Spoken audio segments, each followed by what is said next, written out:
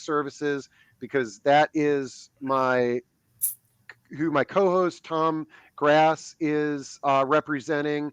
And Tom, how things going? It's been a few months since we've done one of these moving discussions. It has been a few months, and it's been going great.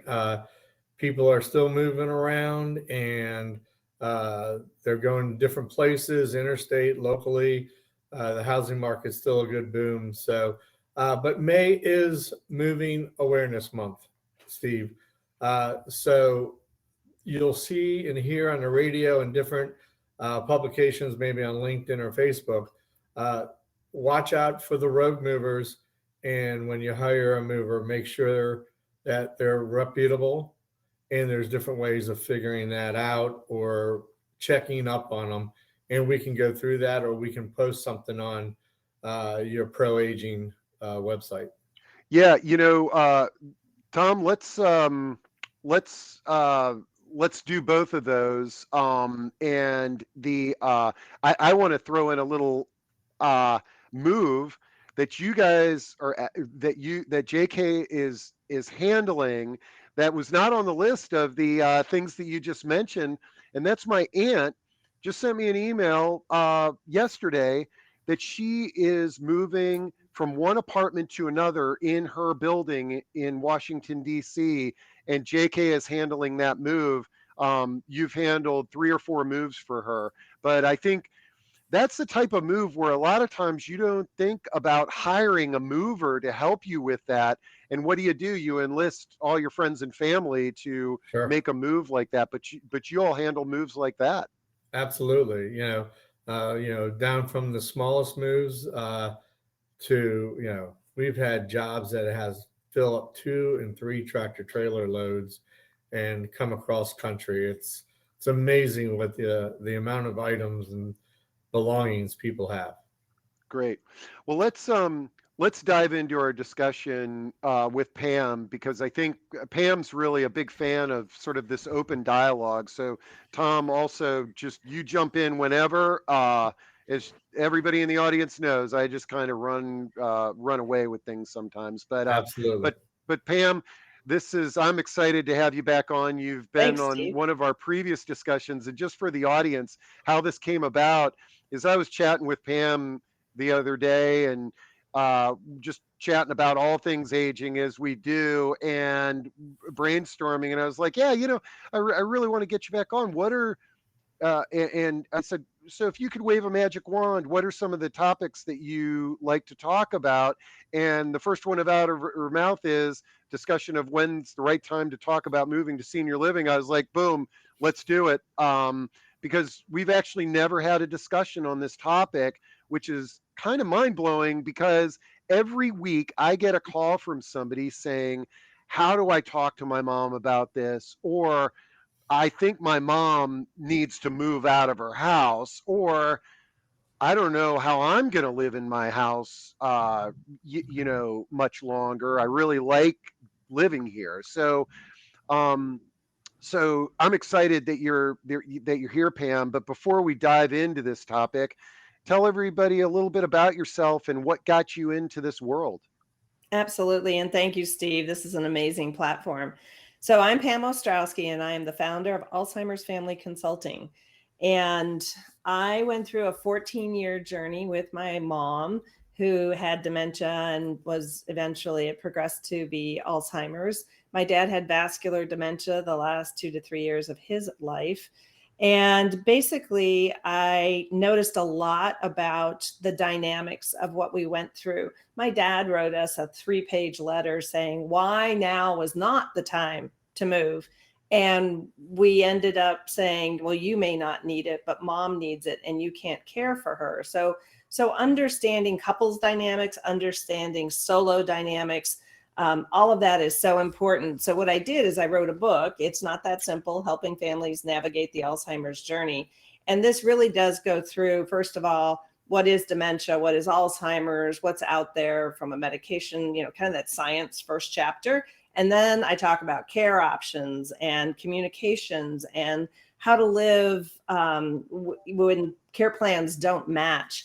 And I also give a nod to the financial industry because, I know that, there's people here, such as our vet, that are all about healthcare planning so that you can figure out your finances now. So really, those services weren't available to us back in the 2000s, early 2000s. And so the fact that we have a platform where we have so many amazing professionals really drives me, because I do a lot of speaking, trying to educate families and care communities on dementia.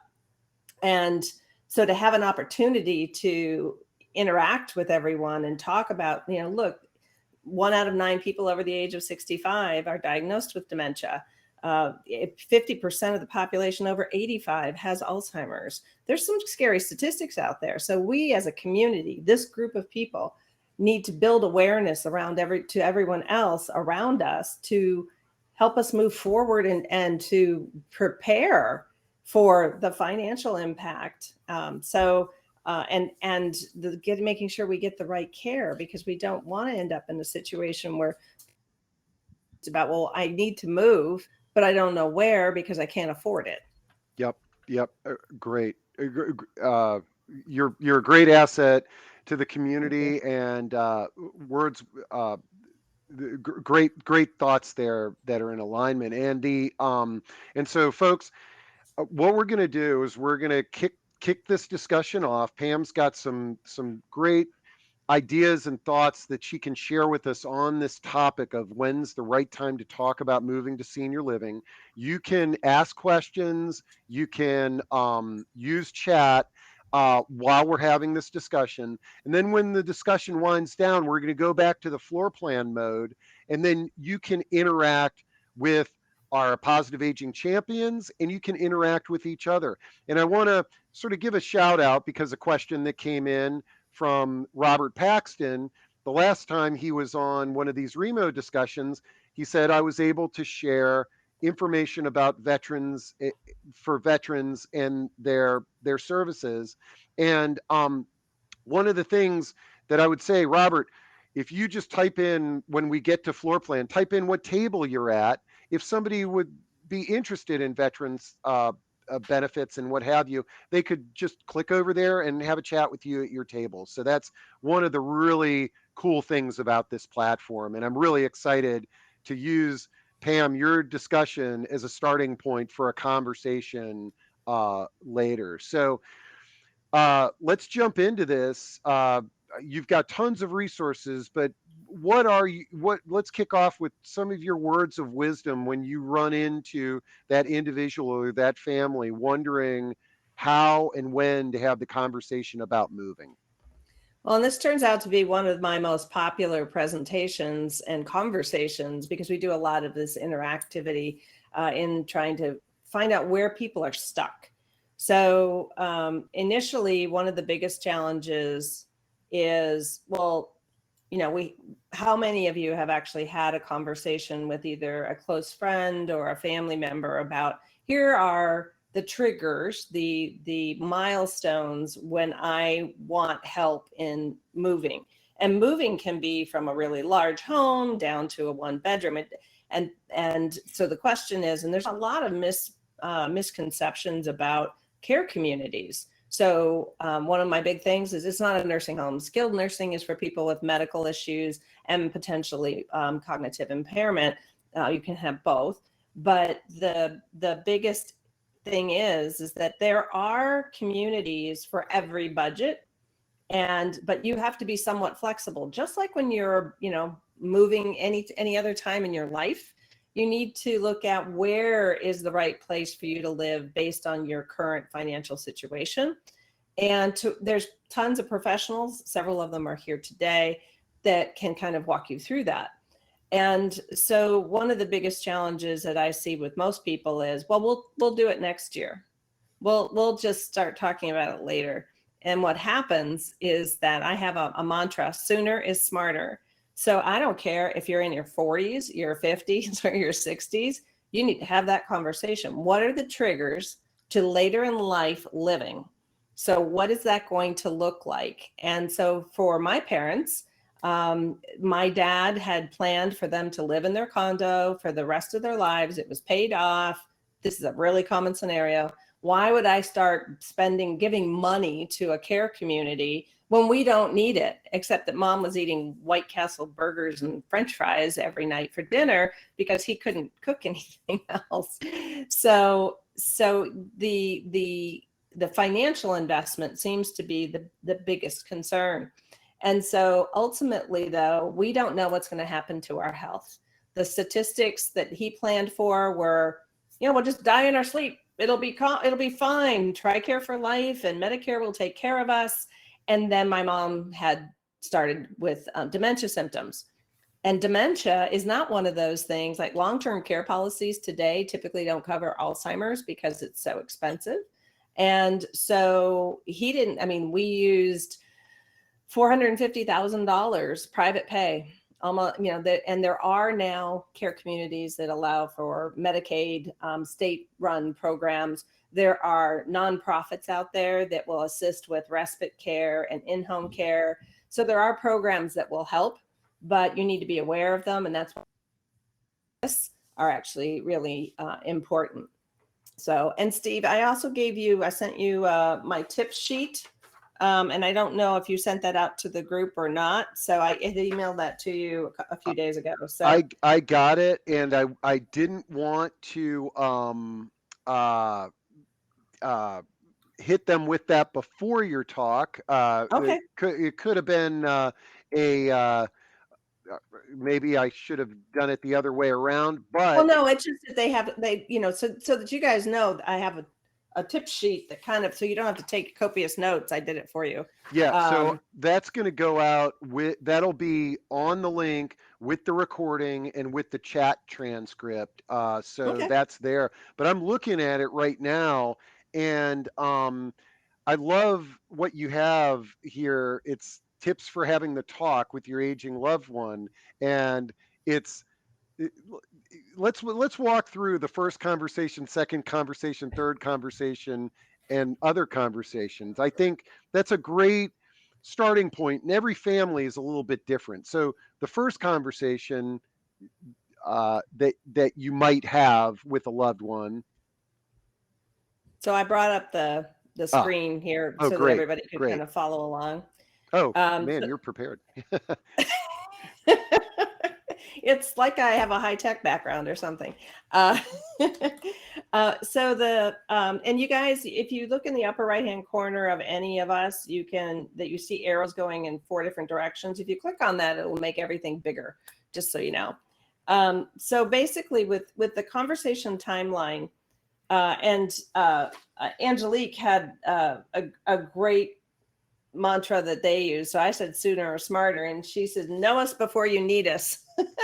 So I love both of those because this can be a complex conversation, and it's not just one conversation. So what I did is I broke it down, and there's lots of different ways to work through this.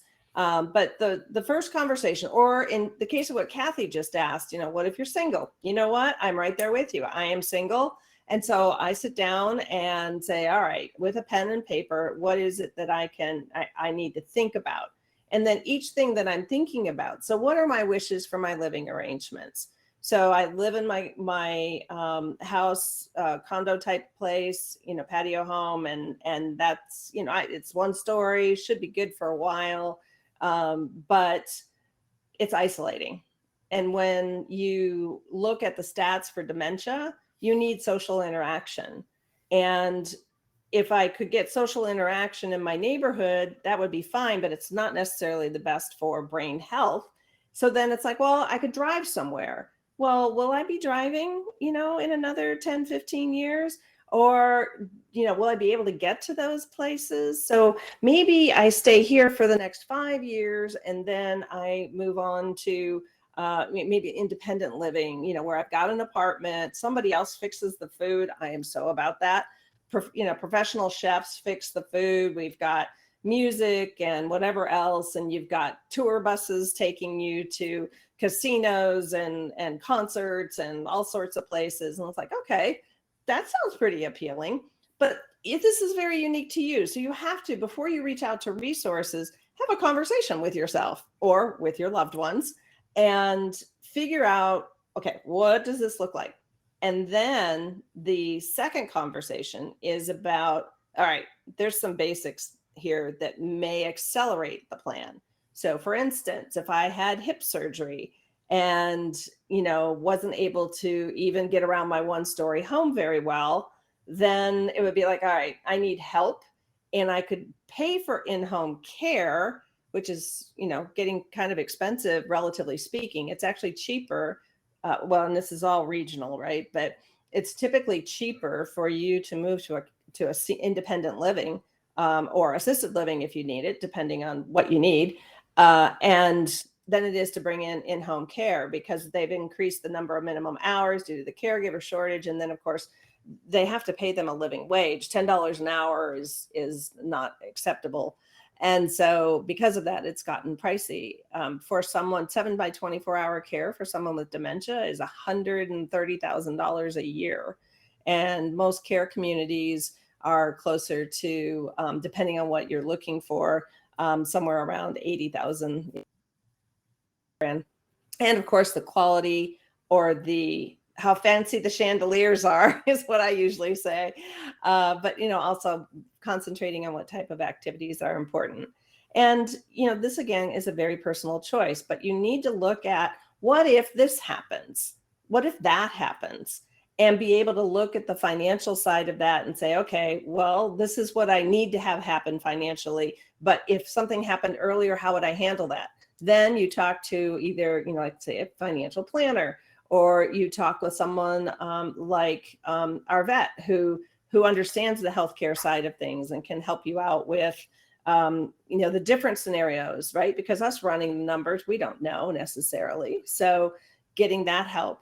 If you're wanting to look at care communities and you go to a couple and you're like, this isn't for me, you're not working with the right people. So there are local placement agents, and one company that I know of, and I know that they're also certified senior advisors, as am I. So I trust them, is Assisted Living Locators. But there's as long as you work with a professional placement agent, you don't owe them anything, but they know your local communities really well. And they're not going to show you the really fancy living arrangement first. They're going to say your budget fits between here and here. So let's look at your low end, your middle, and your top end, and let's get some feedback and decide, more about, do you want to see more, or did you like one that resonated with you?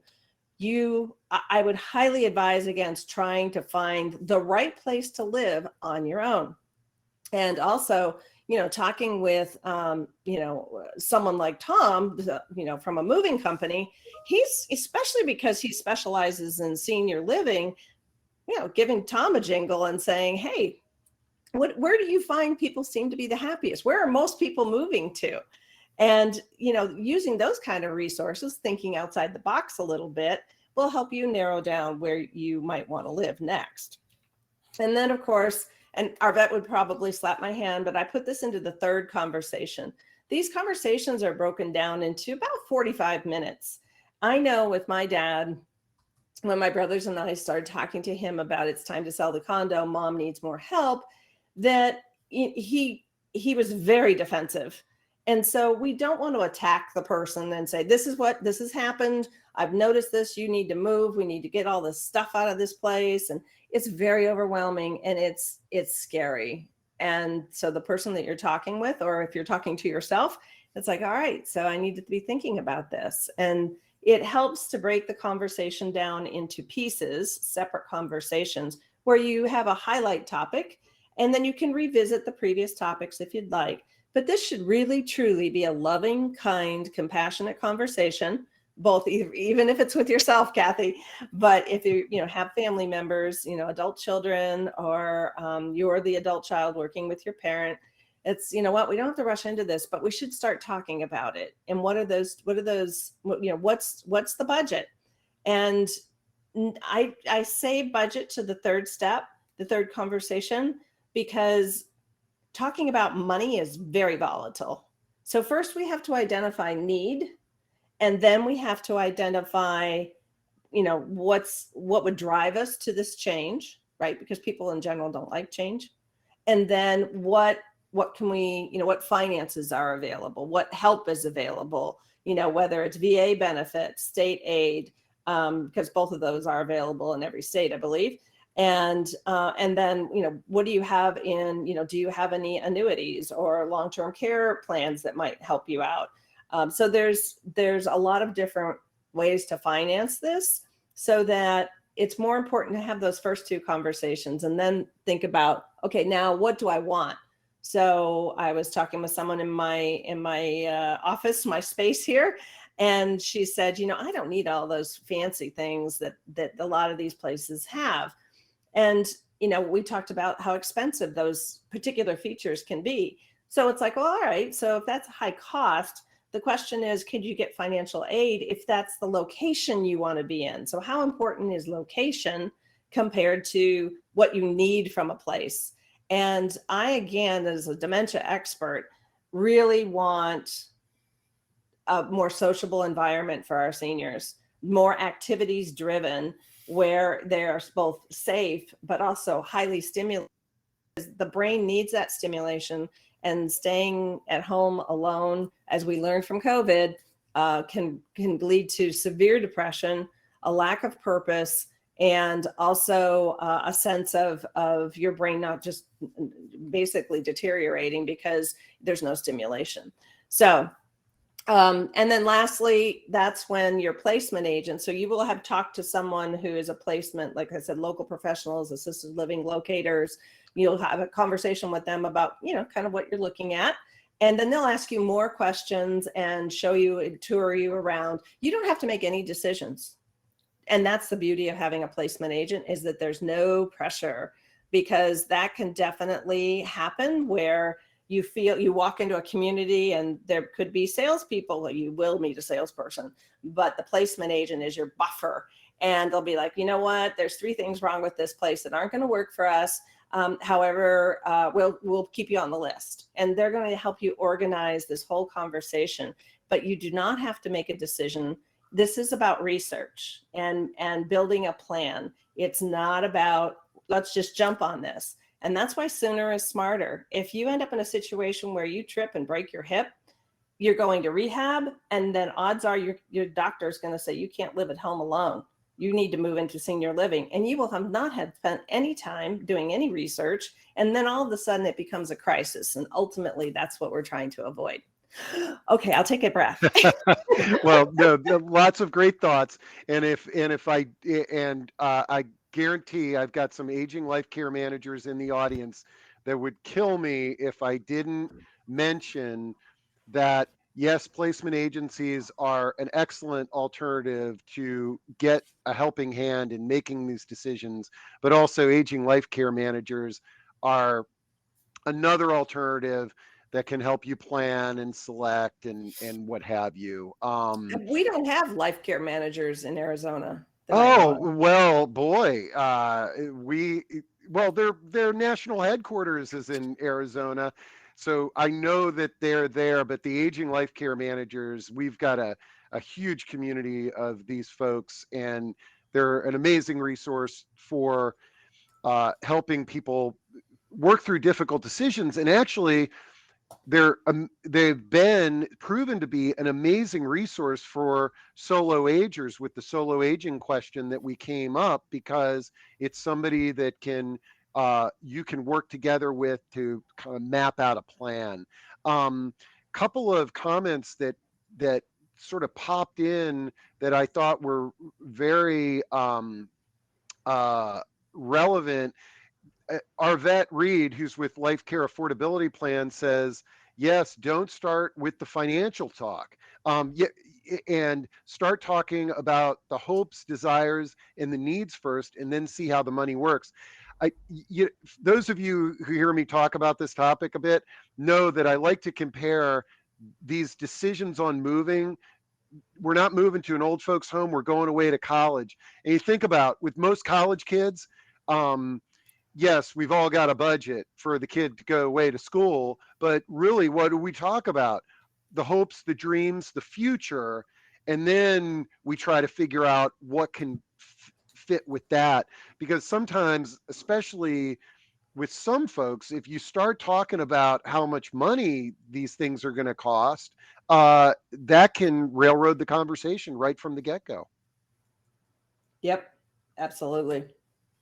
I think Um, that's, and then Beth asked about life care manager, and our vet put in an yep. aginglifecare.org link. So Yeah, that's the national site there, and we may, if there's any aging life care managers in the audience, make sure to throw that you're in chat, because when we go to the resource section, just like Bob and the veterans benefits, folks can interact with you. Um, okay, Tom, what do you think? We've covered a lot of ground here. Um, any challenges that you see on this uh, moving to senior living from the perspective of the mover?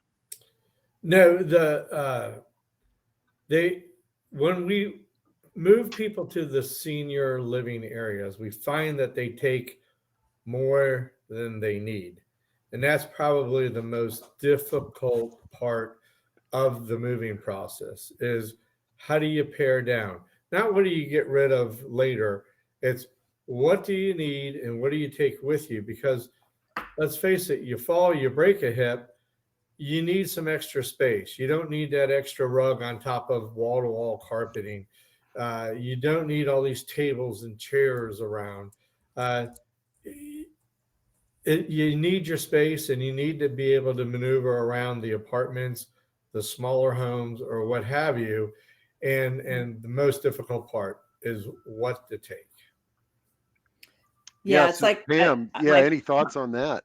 well, I love watching Tiny House Nation, and they're extreme, right? So what he does is he marks out a space and says, okay, everything that this is what your space looks like, and it's like 250 square feet, which is like the size of most of our bedrooms.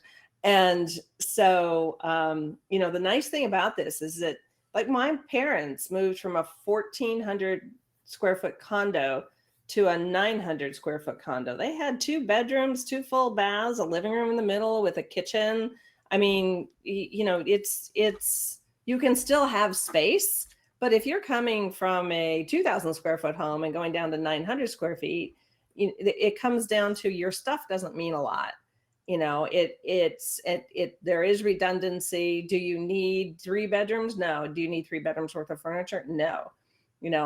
So there's lots of, and I'm pretty sure that there's plenty of resources out there for the move transition, right? How do you downsize, and how do you decide what you keep and what you don't keep? Marie Kondoize your apartment, right? So Marie Kondo is the expert on downsizing. And does this bring you joy? If it doesn't, it either gets donated or thrown away. Absolutely. I love it. And I put some links into some resources, senior move managers, realtors. We've got both in the audience that can help you all. But in addition, I put the link to the National Association of Senior Move Managers, so that if you've got a loved one in Idaho, you could potentially hire a senior move manager to help them through that moving, downsizing, organizing process. But thanks for bringing that up, Tom, because I find that's a point that really paralyzes people to have this discussion, because they're like, how the heck am I going to move from here to a small apartment? Forget it. I'm just going to stay put. Yeah, Yeah, it's they easier. just take too much, and I understand why, but it's the most difficult part about paring down is what to take. Yep. Let's see. Let me let me see if I can find any sort of comments that we want to focus on here.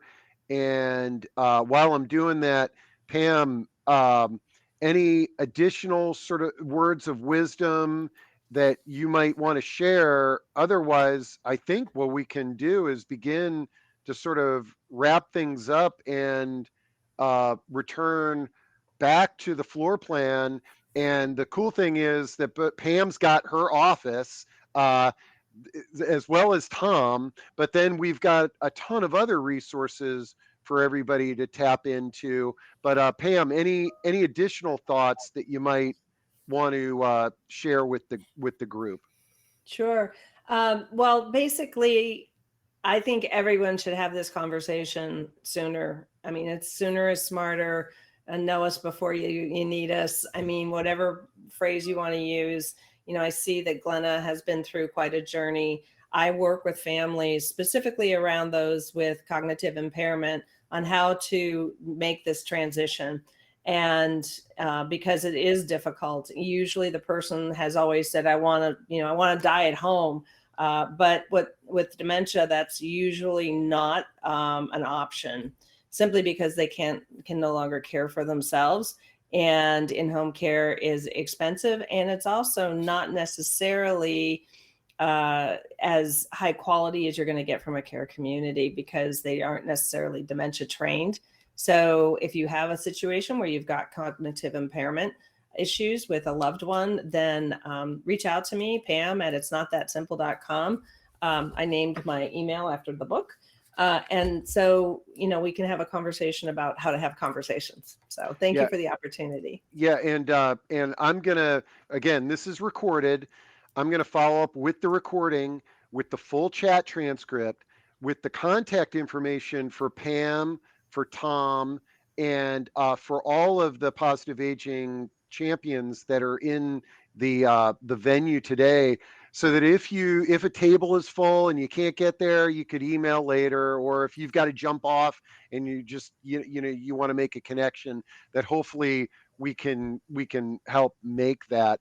And Pam, one of the things I know, because I was on a conference, what prompted having you here is I was on a conference recently where you were the keynote, that for folks in the audience that are looking for a very well-versed author who can speak on a variety of topics. I want to make sure that they know that you're available and a resource for that, correct? Thank you. Thank you. The more people we can help educate, the better off we're all going to be in the longer term. So thank you for mentioning that.